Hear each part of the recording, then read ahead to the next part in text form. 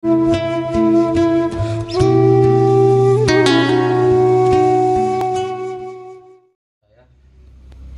akan memberikan tips yang sangat sederhana sekali untuk mengetahui bagaimana cara kita mendeteksi benda-benda bertuah itu ada khodam atau tidak ada khodamnya. Itu sangat mudah dan sangat gampang sekali untuk para pemula. Yang harus kita lakukan adalah benda apa atau barang apa yang akan kita cek untuk benda itu mempunyai kekuatan khodam atau kekuatan gaib dan sebagainya. Contoh sederhana, ini cincin. Yang harus dilakukan pertama, cincin ini kita pegang seperti ini. Ketika sudah cincin dipegang, terus genggam erat-erat seperti ini. Genggam. Ketika posisi menggenggam, pejamkan mata kita, tahan nafas dalam-dalam dari hidung, tekan di pusar, dalam hati membaca yang pertama syahadat 3 kali. Asyhadu an la ilaha illallah wa asyhadu anna muhammadar rasulullah, asyhadu an la ilaha illallah wa asyhadu anna muhammadar rasulullah, asyhadu an la ilaha illallah wa asyhadu anna muhammadar rasulullah. Yang kedua, membaca sholawat Nabi. Allahumma sholli ala sayyidina Muhammad, Allahumma sholli ala sayyidina Muhammad, Allahumma sholli ala sayyidina Muhammad. Yang ketiga, membaca surat Al-Ikhlas sebanyak-banyaknya sambil menggenggam barang yang mau kita deteksi. Nah, posisi kita masih dalam keadaan tahan nafas.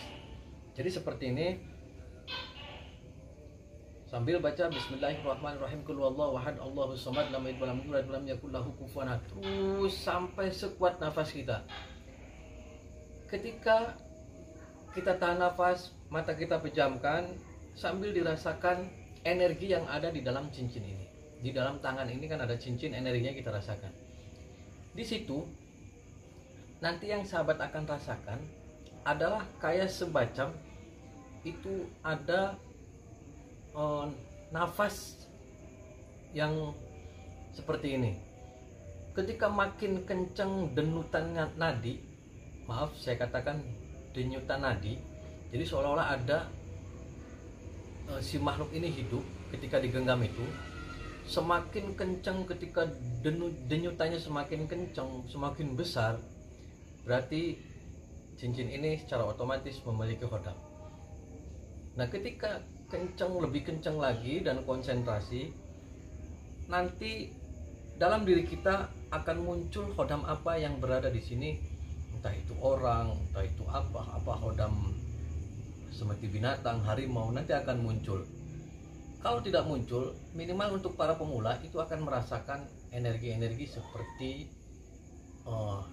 denyut nafas. Kalau denyut nafasnya itu besar, berarti energi itu sangat luar biasa. Biasanya kalau yang besar-besar gitu untuk wibawaan, kekebalan dan sebagainya. Nah, kalau kecil, berarti itu biasanya buat pengasihan dan macam-macam yang lainnya. Sama juga ketika kita mau mendeteksi, seperti halnya ini kris, kita lolos krisnya dulu seperti ini. Kita bacakan yang tadi, digenggam seperti ini. Posisi menggenggamnya gini, tarik nafas dan bacanya tadi yang saya sampaikan. Ketika tarik nafas, nah itu sama juga akan terasa denyutannya makin kencang, makin besar. Ketika kita merasakan denyutnya besar, berarti ini mengandung kekuatan energi yang luar biasa. Nah, ketika kita terus untuk mempelajari hal-hal yang seperti itu, maka akan muncul ketika kita pejamkan mata, makhluk apa yang ada dalam sesuatu benda itu akan muncul.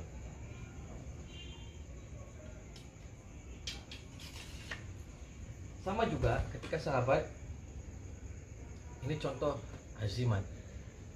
Caranya sama seperti tadi. Ya Allah, dengan kekuasaan Al-Ikhlas, saya minta tunjukkan khodam apa yang berada di dalam barang yang saya pegang ini. Sambil membaca Qul huwallahu ahad, Allahus samad, lam yalid walam yulad walam yakul lahu kufuwan ahad sebanyak-banyaknya. Nanti denutannya akan makin kencang, dan juga akan terlihat makhluk apa yang berada di dalam ini atau ini dan ke sini. Itulah tips sederhana untuk bagi para pemula untuk mengecek bagaimana kita mengetahui sesuatu benda atau apapun yang mengandung kekuatan kodam. Mudah-mudahan bermanfaat, dan saya yakin untuk lebih jelasnya harus didampingi dengan orang-orang yang profesional. Jangan mencoba untuk melakukan sendiri, coba untuk didampingi orang-orang yang ahlinya untuk itu. Kenapa? Karena kalau kita tidak kuat, bisa akan jeda kepada diri kita sendiri. Mudah-mudahan manfaat. Wallahul muwaffiq ila aqwamit thoriq. Wassalamualaikum warahmatullahi wabarakatuh.